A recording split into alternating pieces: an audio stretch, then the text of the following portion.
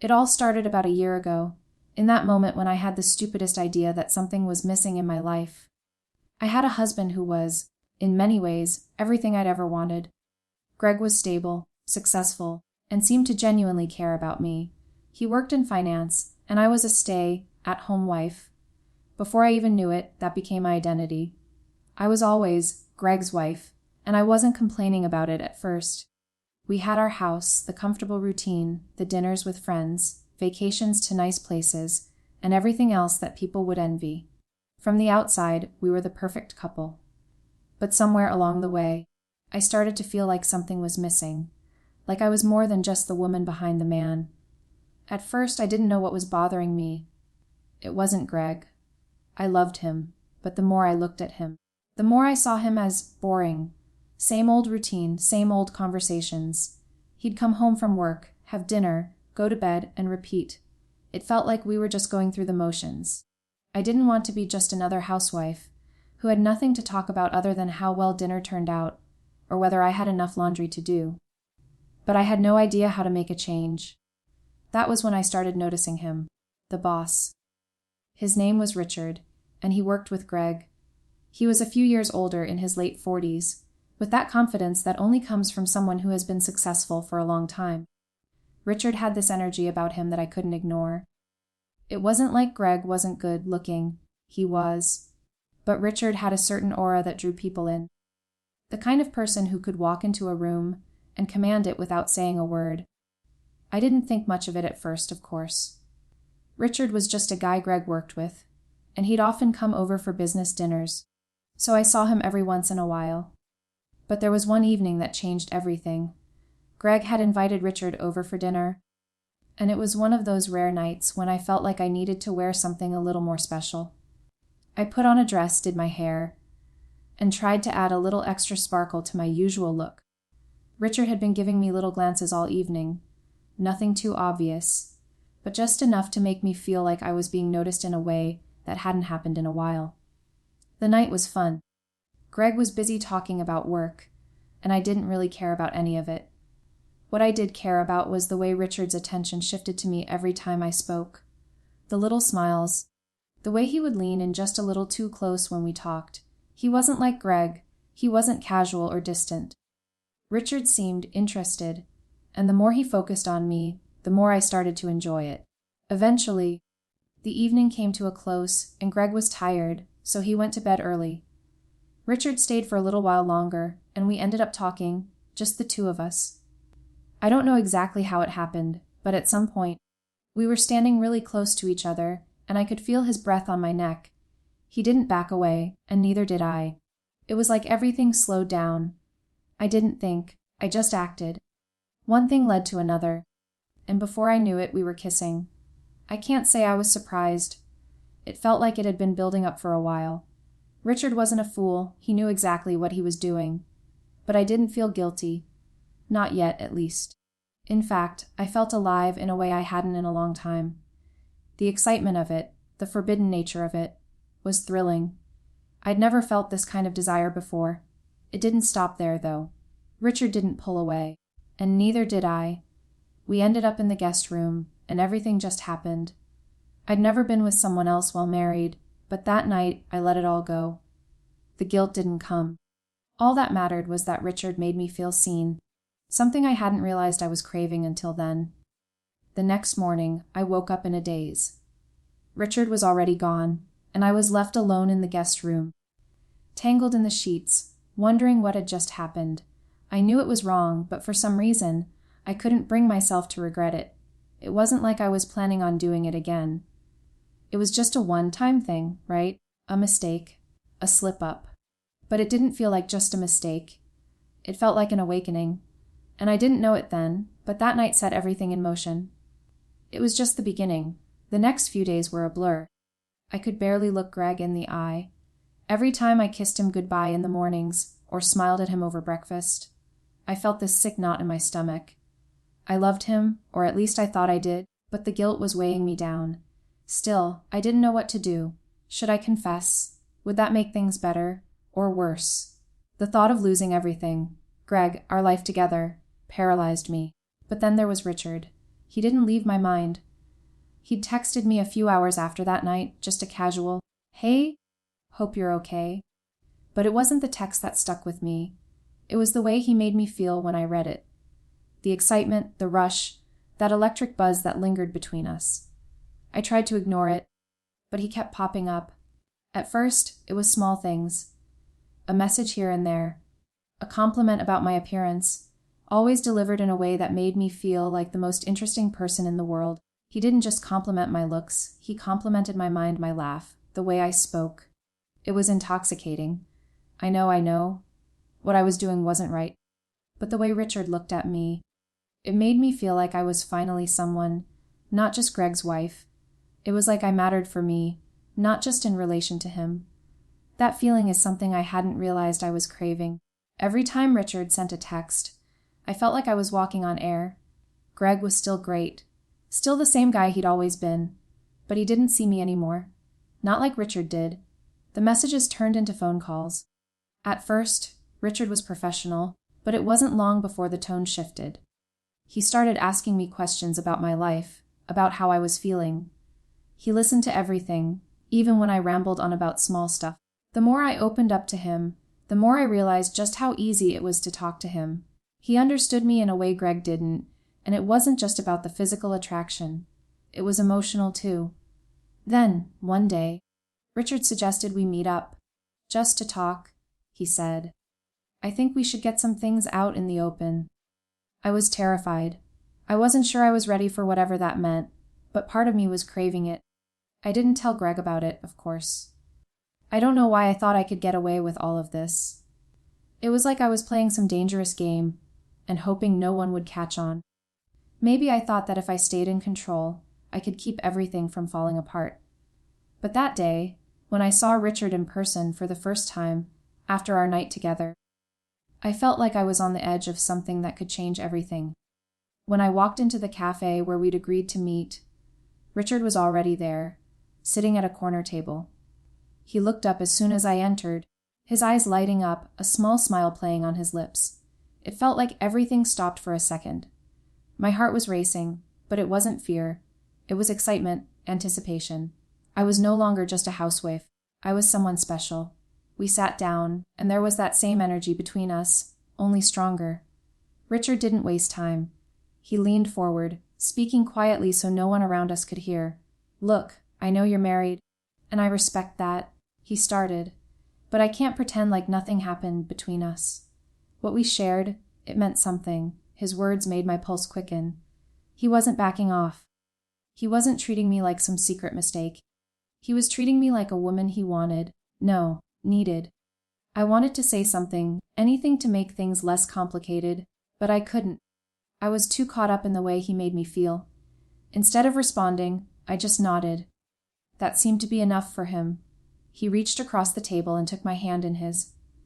I don't know why I let him do it, but I did. The whole cafe could have been watching us, and I wouldn't have cared. For the first time in a long time, I felt alive. We talked about what had happened between us. I was torn between wanting to hear more and knowing it was dangerous. But there was something about Richard that made me feel like I couldn't pull away. The more we talked, the more I realized how deep this was going. It wasn't just a fling. He didn't just want a quick hookup. He was invested in me. He wanted to be a part of my life. And as much as I knew this was wrong, I couldn't stop myself from wanting it. By the time we parted ways, I felt like I was walking on air. I couldn't believe I had just had that conversation. But I also couldn't deny that I was already thinking about the next time we'd be together. It wasn't just about the sex anymore. It was about him, about what he was offering me. It felt like something real, something I couldn't have with Greg. Richard had opened a door inside me, and now it felt like there was no going back. But I wasn't stupid. I knew I couldn't keep up this charade forever. Eventually, Greg would find out. Or worse, what if I ended up falling for Richard, and then Greg left me? What if everything fell apart, and I lost both of them? But I didn't want to think about that right then. For now, I wanted to savor the feeling of being wanted, of being seen for who I was. Not just as a wife, but as me. And if that meant walking this dangerous line, then so be it. The days after that cafe meeting with Richard were a blur of emotions. Guilt, excitement, anxiety. They all tangled together in a way I couldn't untangle. I was still going through the motions with Greg. Of course. He had no idea what was happening. He still kissed me goodbye in the mornings, still told me he loved me, still treated me like I was his whole world. But I couldn't help the growing distance between us. Every time I looked at him, I felt like I was pretending. I wasn't the same woman he married, and I couldn't bring myself to tell him the truth. I didn't want to break his heart. And yet, every time Richard texted or called, I felt that electric rush again, the pull that seemed to call to me. I wasn't just attracted to him anymore. I was addicted to the way he made me feel seen, desired, understood. Greg didn't get that anymore. We'd been together for years, but something had changed. I didn't know when it happened, but I started to feel like I was fading into the background of our life. And Richard, he made me feel alive again. It wasn't long before we met up again.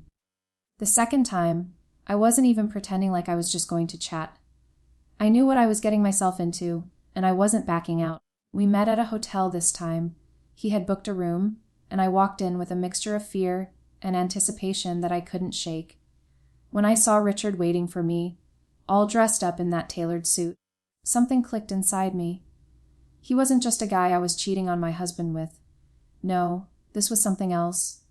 It wasn't just physical anymore. It was the connection we shared, the way he made me feel like I mattered, like I was special. I'd never felt that from Greg in years. It wasn't that Greg was a bad husband. He wasn't, but I wasn't his priority anymore. That night we crossed a line. I didn't hesitate. The physical connection with Richard was magnetic, electric. It was like every touch was a promise, every kiss a declaration of how far we had already gone. And it felt like it was only the beginning. Afterward, when we lay together in the bed, tangled in the sheets, I realized I had crossed over. There was no going back from this. The thought of what I was doing, of what Greg would think if he knew, was a distant echo, drowned out by the overwhelming rush of desire and connection I had with Richard. For the first time in months, I didn't feel like I was just existing. I was alive, truly alive. But I knew deep down that this couldn't go on forever. Greg was different after that. I don't know if he suspected something, or if he just noticed that I wasn't quite the same. I tried to keep up the act. I'd still ask about his day, smile and pretend like everything was fine. But I wasn't fooling anyone, not even myself. There was a growing divide between us, and it was all because of what I had done. It was during one of our usual, boring dinner conversations that it finally happened. Greg was talking about his day at work, droning on about some project, and I zoned out. I wasn't really listening anymore. My mind was elsewhere, on Richard, on everything that had changed. When Greg finished talking, he looked at me, and for the first time, I saw the suspicion in his eyes. "You've been acting different lately," he said, his voice low, almost like he was afraid of what he might find out. I froze. I didn't know how to respond. Different how? I asked, my voice a little too sharp. He didn't answer right away. Instead, he just looked at me, really looked at me, like he was trying to see through the facade I'd put up. I felt exposed in a way I wasn't ready for. And then, almost as if he was reading my mind, he spoke again, the words hanging heavy in the air. "Are you seeing someone else?" His voice was barely above a whisper. The world stopped. I felt like the ground was falling away from under me. I couldn't breathe for a moment. The guilt hit me full force. There it was. Greg knew, somehow, he knew. But instead of confessing, instead of admitting everything, I just stared at him, wide-eyed. I didn't know how to say it, how to face what I'd done. I was terrified. Terrified of losing him, terrified of ruining everything. But then, something inside me snapped. The fear, the guilt, it all blurred together into something else, something raw and urgent. I wasn't ready to let go of this new part of myself, this version of me that Richard had awakened. "I'm sorry," I whispered, and for a moment, I thought maybe I could pull back. But as the words left my mouth, I realized it was too late. I wasn't sorry for what had happened with Richard. I was sorry that Greg had caught on. I was sorry that everything I'd been hiding was coming to light. Greg didn't say anything for a long time. He just sat there, looking at me with that disappointed look I hated more than anything. And then, with a resigned sigh, he muttered, I knew something was off. I knew you were pulling away. I didn't know what to say. The guilt I felt wasn't just because I had betrayed him. It was because I had betrayed myself, too. I had allowed myself to fall into this mess, to create this distance between us that couldn't be undone. I didn't mean for it to happen. I said, my voice shaky, I never wanted to hurt you. Greg nodded, but there was something dead in his eyes now, something that wasn't there before. Something had shifted, and I knew it couldn't be fixed with a few apologies. The damage was done. He didn't yell, didn't get angry. He was just quiet, and that silence spoke louder than any words he could have said. I need some time to think, he said, standing up and walking toward the door. I think we need some space. I couldn't speak. I watched him leave the room, and then I sat there alone, the weight of everything crashing down on me. I had done this. I had broken us. The days that followed were a quiet kind of torture. Greg didn't leave, not physically, but emotionally, he was already gone. He spent most of his time at work or in the living room, his eyes distant, as if he was no longer sure who I was. I watched him, desperate to say something, to make him understand, but the words wouldn't come. How could I explain that I had fallen for someone else? Someone who had made me feel seen in ways Greg no longer did. How could I confess that in doing so? I had betrayed not only Greg, but also the person I thought I was. The worst part wasn't the guilt. It was the silence between us. Greg wasn't shouting, wasn't accusing. He was just empty, and that hurt more than any confrontation ever could. Richard, on the other hand, didn't seem to care about the mess I had created. He was still texting me, still calling me when I least expected it. I'd seen him a few times since that night at the hotel, but it wasn't the same anymore. There was no excitement when I saw him, just an undercurrent of fear, of knowing that this was all a ticking time bomb. Every time he looked at me, I saw the same thing. The hunger, the desire. But there was something else too. Something that reminded me that he was aware of how far this had gone. He wasn't just some guy I was having an affair with anymore. Richard wanted more. He wanted me, and the truth was, I didn't know if I was ready for that. But despite everything, I kept seeing him. I couldn't stop. Every time he kissed me, I felt like I was flying, like all of my problems, my guilt, my marriage, faded into nothingness. It wasn't just physical. It was something deeper, something I couldn't explain. Richard made me feel like I mattered, like I had a place in the world beyond my husband and our comfortable life. But then one evening, everything changed. Greg came home earlier than usual that night. I wasn't expecting him, and I hadn't heard him come in. I was sitting in the kitchen, making dinner, trying to act normal. When I turned around, there he was, standing in the doorway, his eyes dark and unreadable. I didn't even have to ask what was going on. I knew by the way he looked at me that this was it. The moment that would decide everything. I know, Greg said quietly, his voice a mix of anger and heartbreak. I know about Richard. I froze. For a moment, I thought my heart had stopped beating. I couldn't breathe, couldn't think. The room seemed to spin. You knew, I whispered, shocked. Greg nodded, his expression unreadable. I saw the messages. I saw the hotel receipts. I figured it out. I stood there, frozen, my hands trembling, unable to form a coherent thought. I was caught. There was no denying it. Everything I had tried to hide, all the lies, all the excuses, it didn't matter now. Greg knew. I didn't want to believe it at first. He continued, his voice softer now, almost like he was speaking to himself. But then I saw it in your eyes. You've been different for a while now. I just didn't know how to deal with it. I wanted to apologize, wanted to tell him how sorry I was, how deeply I regretted everything. But no words came. There was nothing left to say. I don't know who you are anymore, Greg said quietly, his voice breaking. You're not the woman I married. I could hear the pain in his voice, the betrayal, and it felt like my chest was caving in. But at the same time, I couldn't bring myself to feel sorry for what I had done. The guilt, the shame, it was all there, but there was also something else. Something I didn't want to admit. A part of me was relieved that the truth was finally out, that I didn't have to keep living this double life. But at the same time, I was terrified of losing everything. Greg turned and started walking toward the door, his back to me. For a moment, I thought he was leaving, but then he stopped. He didn't turn around. He just stood there, his back stiff. "You need to figure out what you want," he said, his voice low. "Because I can't keep doing this. I can't keep pretending I don't know." And with that, he left. I heard the front door shut softly, and then I was alone. The house felt too big, too silent. I had never felt more alone in my life. The next few days were a blur of confusion. Greg didn't come home, and I didn't try to reach out. I knew that whatever was left between us had already been shattered. He wasn't going to forgive me, and I wasn't sure I deserved forgiveness. Richard, of course, was still there. He wanted to see me, to talk, to make sure I was okay. But I couldn't bring myself to face him. Not yet. The last thing I needed was to dive deeper into this mess. I didn't even know if I was ready for what Richard wanted, or if I even wanted it myself.